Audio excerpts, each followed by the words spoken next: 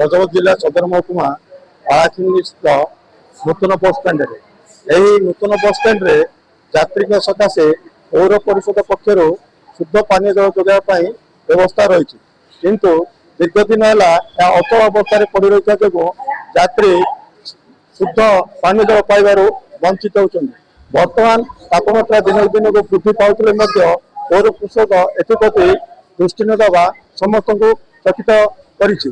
कौन रही स्थिति चलतु यात्री को पचारि बुझा पानी असुविधा होची पीवा को मिलुनी ठंडा पानी मंदे मिलुनी आपण कहि सुविधा इथान सरकार पौर परिषद पक्षर करा किंतु काम दोनी एडी जो नुआ बस स्टैंड अछि सेडी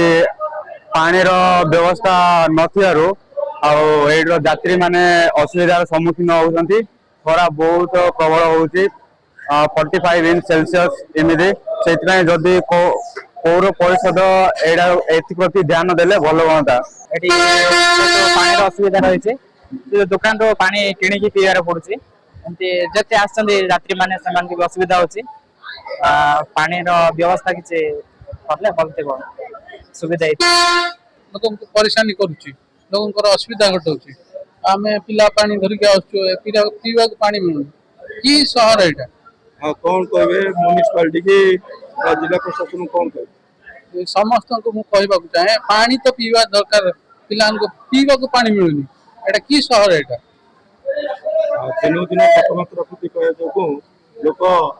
सम्मुखीन असुविधा सम्मुखीन होती पानी जल व्यवस्था पौर परिषद कहे यहाँ आहार केन्द्र अच्छी पानी पीतु यात्री बोली कहते कौन मत